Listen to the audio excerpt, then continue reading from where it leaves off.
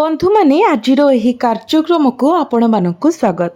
आजिरो एही कार्यक्रमटी तुला राशि व्यक्ति विशेष मानक पई बहुत गुरुत्वपूर्ण अटे, बहुत ही खास अटे। कारण बंधु माने आपण माने सोनार सिंहासन रे बसिबा पई जाउछंती। आपणकर 5टी बड़ स्वप्न पूर्ण हेबा पई जाउची। आपण जो मुहूर्त को उत्साह सहित अपेक्षा करिथिले ताहा शेषरे पूर्ण हेबा पई जाउची।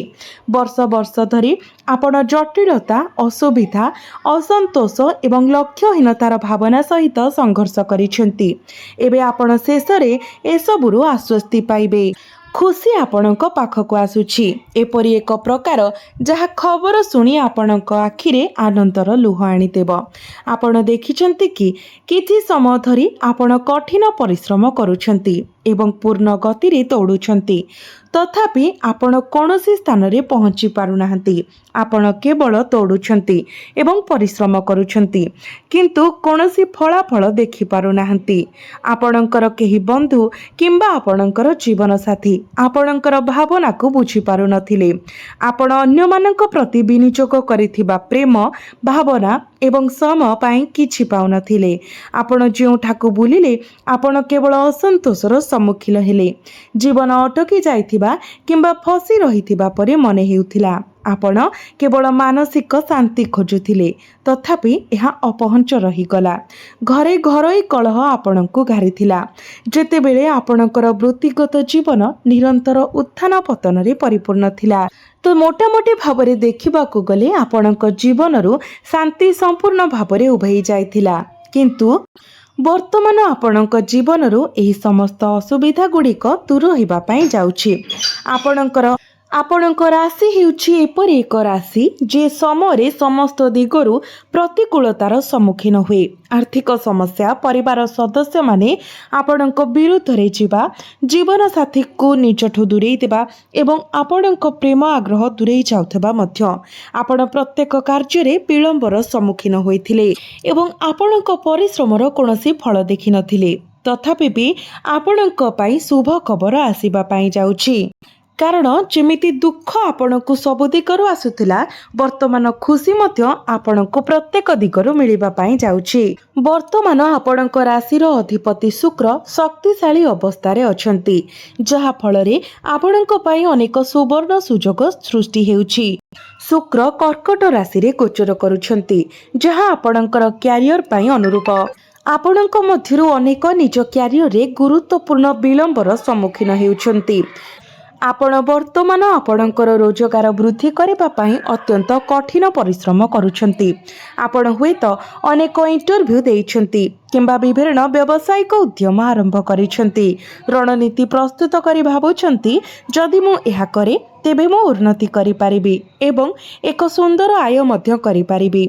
आपणकर एक संपूर्ण योजना थिला एवं एहाको कार्यकारी करिबाको प्रस्तुत थिले, तथापि आपण प्रत्येक पदक्षेप रे विलंबर सम्मुखीन होइछंती। प्रत्येक प्रयास रे शेष मुहूर्त रे आपण विफलतार सम्मुखीन होइछंती। किंतु वर्तमान गुरु एवं शुक्र आपणकर दशम भावरे अर्थात क्यारियर भावरे उच्चस्थ अछंती। तो जोठारे शेष मुहूर्त रे काम अटकी रहिथिला, इंटरव्यू रे आपणको सफलता मिली नथिला किंबा नूतन व्यवसाय आरंभ करिबा समय प्रतिबंधक सृष्टि हेउथला, ताहा एबे दूर होइछिबो। आपणकर क्यारियर एक स्थिर स्थिति रे पहुंचीबाकू जाउछि। जदि आपण एपरि एक चाकरी रे अछंती जोठारे आपणको मानसिक शांति मिलु नाही, आपणको आर्थिक लाभ मिलु नाही किंबा आपणको संतोष प्राप्ति होई पारु नाही, तेबे वर्तमान आपणकर से सबु समस्या दूर होइछिबो। एबे ठारु आपण जोठारे काम करिवे आपण संतोषर भावना अनुभव करिवे। आपण अनुभव करिवे जे आपण जहा रोजगार करूचंती सेथिरे आपण खुशी। आपण प्रकृत रे एही भावना अनुभव करिवे। किंतु मने रखंतु, केतु आपणकर एकादश भावरे गोचर करूछंती, जहा कि आपणकर आयर भाव। तेणु आपण जेते टंका रोजगार कले मध्य आपण सेथिरे सैटिस्फाई होई पारिबे नाही। आपण प्रकृत रे संतोष अनुभव करि पारिबे नाही। आपणक पाखकु जेते टंका आसु किंबा लाभ आसु, आपणक मध्यरे असंतुष्टिर भावना रहिबो। जेतेबेले एहा घटे जिनिस गुटिक जटिल होई जाय। तेणु जदि केतु आपणकर एकादश भावरे गोचर करूछंती, तेणु आपण संतोषर भावना बजाय रखिबाको चेष्टा करंतु। जदि आपण प्रति मासरे 20,000 टंका रोजगार करुछंती तेबे संतुष्ट हुअन्तु एवं ग्रहण करन्तु जे भगवान जहाँ जोगाई देउछंती ताहा यथेष्ट एवं विश्वास करन्तु जे से आपणको अधिक देबे। आपणको निज भितरे ही आंतरिक संतोष रखिबाको पड़िबो कारण केतु आपणकर एकादश भावरे अछंती। जदि आपण असंतोषर भावना पोषण करंती अभियोग करंती जे टंका आसु नाही आपणकर रोजगार बहुत कम अछि किंबा आपण आपणको कामरे असंतुष्ट तेबे परिस्थिति आहुरी जटिल हेबो। एहा सहित विचार करंतु भगवान गणेश हेउछंती केतुंक सह जड़ित प्रमुख देवता तेणु जे पर्यंत केतु आपणकर आय भावरे रहिबे एवं जदि आपण आपणक रोजगार रे स्थिरता एवं वृद्धि चाहती तेबे आपणको बुधवार दिन प्रभु भगवान गणेशंकु दुब अर्पण करबाको पड़िबो एवं मोतीचूर लड्डू अर्पण करबा उचित। जदि संभव हुए एही समामतिरे आपणक सहित एक अष्टमुखी रुद्राक्ष रखंतु जेहेतु केतु वर्तमान आपणक आय भावरे अछंती तेणु जो माने निजर रोजगार वृद्धि करबाकू चाहंती से माने ए उपाय गुड़िक करबा उचित। यह व्यतीत ध्यान दियंतु जे आपणक भाग्य भावरे बुधादित्य राजयोगर सृष्टि होईछि। सूर्य एवं बुध आपणकर भाग्य भावरे गोचर करुछंती जहा फलरे आपणकर भाग्य मध्य मजबूत रहुछि।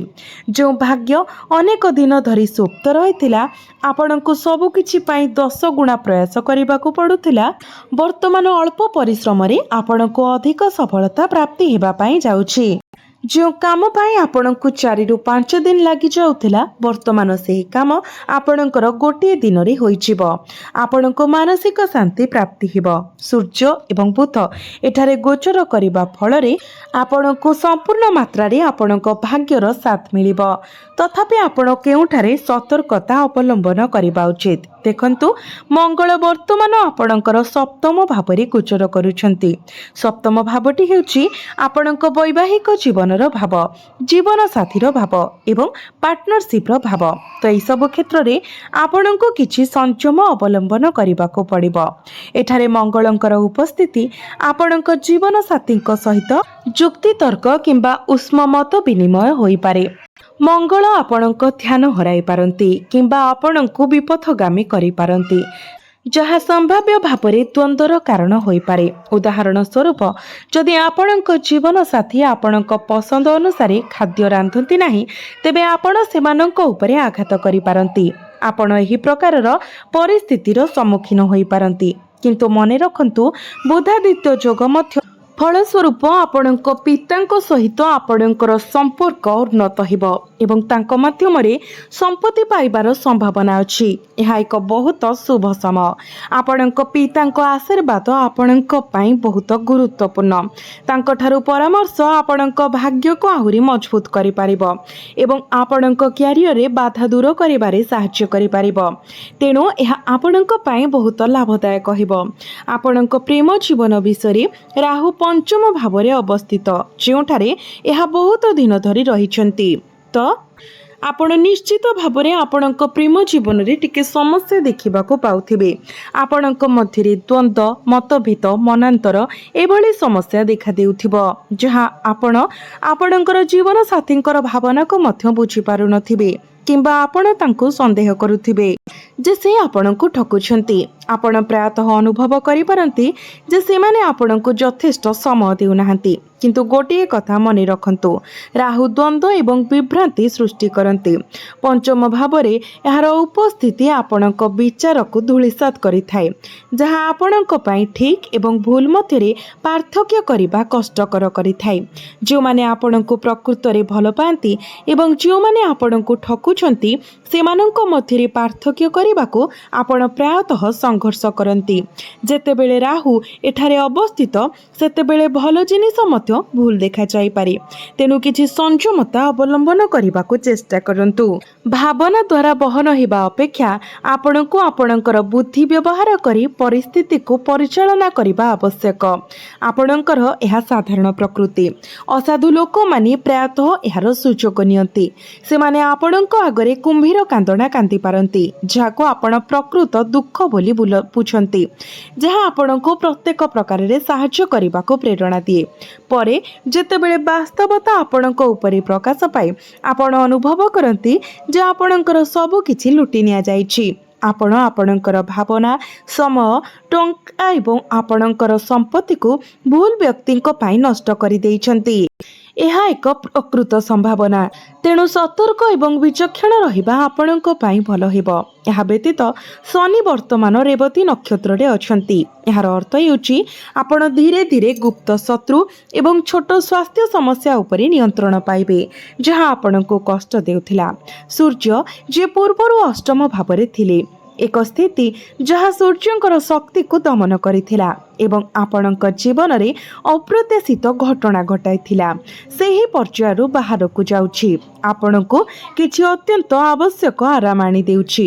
ଏହା ଆପଣଙ୍କ ପାଇଁ ଏକ ସକାରାତ୍ମକ ପରିବର୍ତ୍ତନ ଆଣିବା ପାଇଁ ଯାଉଛି। ତେବେ ବନ୍ଧୁମାନେ, ଆପଣ କ'ଣ କରିବା ଉଚିତ ଏବଂ କ'ଣ କରିବା ନ ଉଚିତ ସେ ବିଷୟରେ ମୁଁ ଆଜିର ଭିଡ଼ିଓରେ ଆପଣମାନଙ୍କୁ ବିସ୍ତାର ଭାବରେ ବୁଝାଇଲି।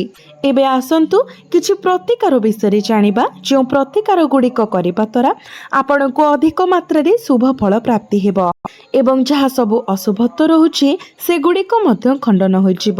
ତ ବନ୍ଧୁମାନେ, ସେଥିପାଇଁ ଆପଣ ଗରିବ ଲୋକଙ୍କୁ କ୍ଷୀର ଦାନ କରନ୍ତୁ ଏବଂ ଧଳା ପୋଷାକ ପିନ୍ଧନ୍ତୁ। ଆପଣଙ୍କ କୁଣ୍ଡଳୀରେ ଶୁକ୍ର ଗ୍ରହ ମଜବୁତ ହେବେ। ଆପଣ ରୂପା ଅଳଙ୍କାର ଯେପରିକି ରୂପା ମୁଦି କିମ୍ବା ଚେନ୍ ମଧ୍ୟ ଧାରଣ କରନ୍ତୁ ଯାହା ଆପଣଙ୍କ କୁଣ୍ଡଳୀରେ ଶୁକ୍ରଙ୍କର ସ୍ଥିତିକୁ ମଜବୁତ ବନାଇବ ଏବଂ ଆପଣଙ୍କୁ ଅଧିକ ମାତ୍ରାରେ ଶୁଭ ଫଳ ପ୍ରାପ୍ତି ହେବ। ତ ବନ୍ଧୁମାନେ, ଆପଣ ପ୍ରତ୍ୟେକ ଦିନ ମା ଲକ୍ଷ୍ମୀଙ୍କର ମଧ୍ୟ ଆରାଧନା କରନ୍ତୁ ଏବଂ ପ୍ରତ୍ୟେକ ଦିନ ଶୁକ୍ରଙ୍କର ବୀଜ ମନ୍ତ୍ର 108 ଥର ଜପ କରନ୍ତୁ। ବନ୍ଧୁମାନେ, ଆପଣଙ୍କର ଜୀବନ ମଙ୍ଗଳମୟ ହେଉ, ଏହା ହିଁ ଈଶ୍ୱରଙ୍କ ନିକଟରେ ମୋର ପ୍ରାର୍ଥନା। ଧନ୍ୟବାଦ।